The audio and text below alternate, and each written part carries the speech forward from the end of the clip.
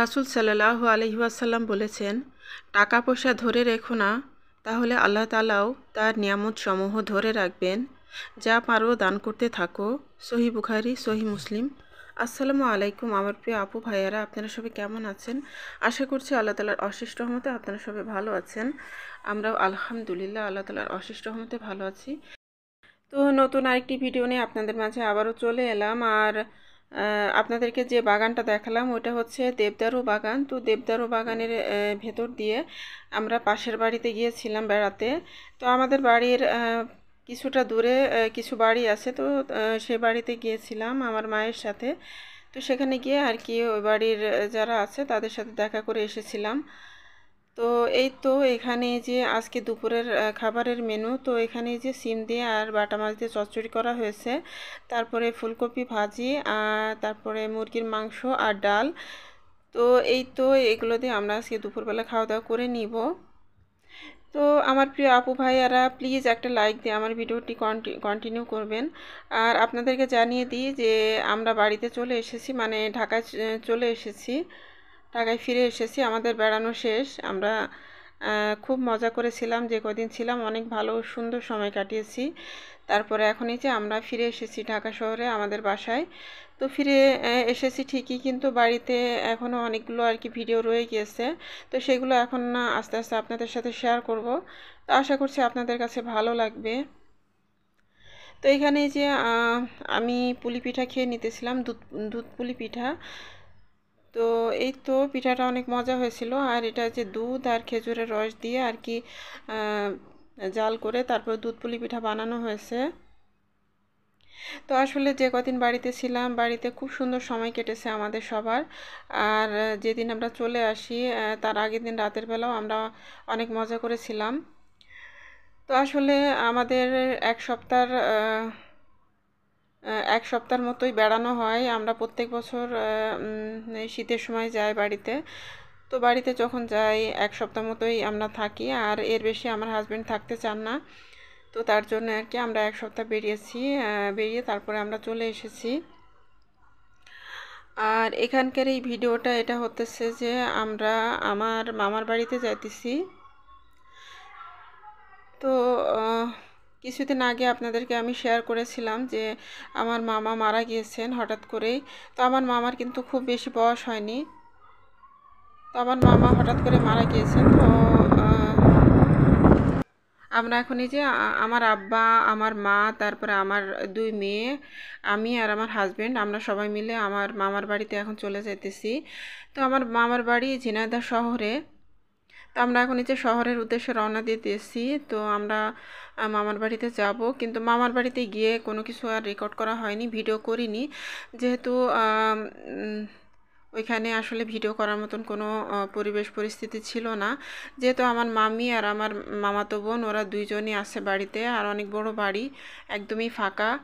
আর এখন আসলে এমন কেউ নেই যে আমার মামির কাছে গিয়ে থাকবে। তো আসলে এখন এই অবস্থায় আমার মামি যেহেতু একা একা থাকে মেয়েটাকে নিয়ে, আর আমার মামার তো দুই ছেলে মেয়ে, তো ছেলেটা তো বিদেশে থাকে, আর আমার যে বোনটা, মামার মেয়েটা, তো মেয়েটাকে নিয়ে আর কি মামি থাকেন। তো সেখানে আসলে খুবই মন খারাপের একটা পরিবেশ ছিল। তো তার জন্য আর কি সেখানে কোনো কিছু রেকর্ড করিনি। তো আসার পথে আমরা কিছু মিষ্টি এনেছি। আর এই তো এখানে যে বাসায় এসে আবারও পিঠা খেয়ে নিব। আর এই যে এখানে রসগোল্লা, তারপরে কালো জাম। তো এই মিষ্টিগুলো এনেছি যেহেতু আমার ছেলে অনেক বেশি মিষ্টি পছন্দ করে। আর এই কালো জামটা বিশেষ করে আমার ওই ছেলে অনেক পছন্দ করে। তো তার জন্য মিষ্টি আনা হয়েছে। আর এখানে যে দুধ পুলি পিঠা আর দুধ চিতই পিঠা আমার মা তৈরি করেছেন। তো এই পিঠাগুলো আর মিষ্টি দিয়ে আমরা নাস্তা করে নিব। তো নাস্তা টাস্তা করে নিয়েছিলাম। আর এখন এই যে রাতের খাবার দাবারের আয়োজন, তো শিং মাছের ঝোল, আর এই যে বাড়ির যে কবুতর, তো সেই কবুতরের মাংস রান্না করা হয়েছে। তো মাশাআল্লাহ কবুতরের মাংস রান্নাটা অনেক মজা হয়েছিল, আর শিং মাছের ঝোলটাও অনেক মজা হয়েছিল। তো এই তো এগুলো দিয়ে আমরা এখন রাতের খাবারটা খেয়ে নিব। আর এই যে সেই সাথে এখানে যে উস্তা ভাজি আছে। তো এই তো এখানে উস্তা ভাজি আছে আর ডাল আছে। তো এই তো এগুলো দিয়ে আমরা এখন রাতের খাবারটা খেয়ে নিব। তো মাশাআল্লাহ অনেক মজার খাবারের আয়োজন ছিল। আর যেহেতু বাড়ির কবুতর, তো বাড়ির কবুতরে অনেক মাংস হয়। আর কবুতরের একটা কাহিনী হয়েছে, কবুতর নিয়ে বিড়াল একটা অঘটন ঘটিয়েছিল। তো সেই ঘটনাটা আপনাদের সাথে আমি শেয়ার করতেছি। তো এখানে এই যে পরদিন সকালবেলা, তো এখানে এই যে আমাদের কবুতরকে খাবার দেওয়া হয়েছে। তো এই কবুতরকে আসলে গম খাওয়ানো হয়। তো গম খাওয়ানো হলে কবুতরের স্বাস্থ্যটা ভালো হয় আর কবুতরের ওজনটাও বাড়ে। তো এই তো আসলে এতটা সুন্দর লাগছিল যে আমি অনেকক্ষণ ধরে এই কবুতরগুলোকে ভিডিও করেছি। আমার কাছে ভীষণ ভালো লাগছিল কবুতরগুলো দেখতে। তো বিড়ালের সে অঘটনের ঘটনার কাহিনীটা একটু আপনাদের সাথে শেয়ার করি। তো আসলে বিড়াল তো আমাদের বাড়ির বিড়াল না, মানে বাইরে থেকে একটা বিড়াল আসে অনেক বড় সাইজের। তো আমি গত ভিডিওতে কিংবা তার একটা ভিডিও আগে আমি শেয়ার করেছিলাম বিড়ালটা। তো সেই বিড়ালটা আর কি আমাদের বাড়িতে আসে, তো খাবার টাবার দেয়, অনেক খাবার টাবার থাকে সেগুলো দেয়, তো খেয়ে যায়। তো বিড়ালটা ওই দিন একটা কবুতরকে একটা কবুতরের উপরে হামলা করে কবুতরটাকে কামড়ে ধরে মুখে করে নিয়ে দৌড়ে ছুটে পালাচ্ছিল। তো সেটা আবার আমার ভাতিজা দেখে ফেলেছে, আজমাইন। তো আজমাইন দেখে ফেলে তারপরে চিল্লাচিল্লি শুরু করে আর কান্নাকাটিও শুরু করে। ও যেহেতু কবুতরটা আসলে ওদের অনেক আদরের, কবুতরের দেখাশোনা সব কিছু ও আর ওর মা করে। তো আমার ভাতিজা কান্নাকাটি শুরু করেছিল। তারপরে আমার ভাইয়ের বউ আর আমরা দুজন দৌড়ে যাই। তো দৌড়ে যাওয়ার পর আমার ভাইয়ের বউ বিড়ালকে তাড়া করে আর বিড়াল তখন কবুতরটাকে ফেলে পালিয়ে যায়।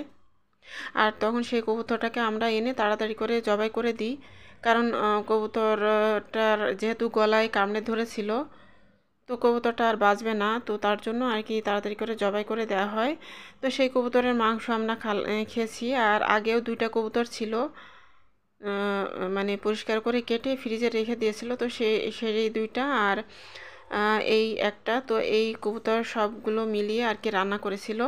তো আসলে দেখেন বিড়ালটার উপরে তো সবাই প্রচণ্ড রাগ, আর রাগ হওয়াটাই স্বাভাবিক, কারণ বিড়ালটাকে এত আদর করে খাবার দেওয়া হয়, অথচ সে কি একটা অঘটন ঘটাই ফেললো। বাড়ির কবুতরের উপরে সে হামলা করলো। তো তারপরে বিড়ালটাকে অনেক পিটানো হয়েছে, অনেক মারা টারা হয়েছে। তারপরে থেকে বিড়ালটা তেমন আসে না। তো আমরা আসার আগে আবার এসেছিল। তো যখন আসে তখনই ওকে তাড়িয়ে দেওয়া হয়। তো এই হতেছে বিড়ালের অঘটনের কাহিনী। আর এটা হচ্ছে পরদিন সকালবেলা। তো আমরা এখন এই যে নাস্তা করতেছি। তো এখানে যে আমি পরোটা তৈরি করেছিলাম, আর এই যে রাত্রে কবুতরের মাংস আছে আর গরুর পায়া রান্না করা হয়েছিল। তো গরুর পায়া দিয়ে, পরোটা দিয়ে আর কবুতরের মাংস দিয়ে আমরা এখন নাস্তা করে নিতেছি। তো এই তো এটাও অনেক মজার ছিল, আর গরুর পায়াটাও খেতে অনেক মজা লেগেছে। আর এখানে যে চালের গুঁড়া, তো চালের গুঁড়াগুলোকে রোদে দিয়ে দেওয়া হয়েছে। তো আমি এখন একটু হাত দিয়ে মেলে আর কি ছড়িয়ে দিতেছিলাম, কারণ ছড়িয়ে দিলে খুব ভালোভাবে শুকাবে। আর এই চালের গুঁড়া আমি বাসায় নিয়ে যাব। তো অনেকগুলো চালের গুঁড়া এই কারণে মানে গুঁড়া করা হয়েছে, অনেকগুলো চাউল, যাতে মা আমাকে আর কি দিয়ে দিবে। তো অনেকগুলো চাউলের গুঁড়া আমি কিন্তু নিয়ে এসেছি বাড়ির থেকে। আর এখন এই যে দুপুরে রান্নাবান্নার আয়োজন। তো আজকে কালাভুনা রান্না করা হবে, গরুর মাংসের কালাভুনা। তো গরুর মাংসের কালাভুনাটা আসলে আমার ছোটো মেয়ে অনেক পছন্দ করে। তো আমার ছোটো মেয়ে পছন্দ করে সে কথা আর কি আমি বলেছিলাম, বলার পরে তো আমার মেয়ের জন্য কালাভুনাটা রান্না করা হতেছে। তো আমার ভাইয়ের বউ এই যে কালাভুনাটা রান্না করেছে। তো অনেক মজা হয়েছিল, গরুর মাংসের কালাভুনা রান্নাটা অনেক বেশি মজা হয়েছিল। তো এই তো দুপুরবেলা খাবার দেওয়া হয়েছে টেবিলে। তো এখন এসে আমরা দুপুরে খাওয়া দাওয়া করে নিব। তো এই তো গরুর মাংসের কালাভুনা দারুণ লোভনীয়। তো খেতে কিন্তু খুবই মজা হয়েছিল এই কালাভুনা রান্নাটা। তো এখানে এই যে ছোটো মাছের চচ্চড়ি, টমেটো আলু দিয়ে ছোটো মাছের চচ্চড়ি, তারপরে গরুর মাংসের কালাভুনা, তারপরে এখানে এই যে পাবদা মাছ দিয়ে পালং শাকের ঝোল। তো আর এখানে যে ডাল আছে টমেটো দিয়ে। তো এই তো এইগুলো আজকে আমাদের দুপুরের খাবার দাবার। তো মাশাআল্লাহ অনেক মজার ছিল খাবারগুলো। তো অনেক মজা আর তৃপ্তি করে আমরা খেয়েছিলাম খাবারগুলো। আমাদের বাড়ির রান্নাবান্নাগুলো সব আমার ভাইয়ের বউ করে থাকে। তো আমার মেজো ভাইয়ের বউ রান্না বান্না খুবই সুন্দর করে, ওর রান্না অনেক মজা হয়।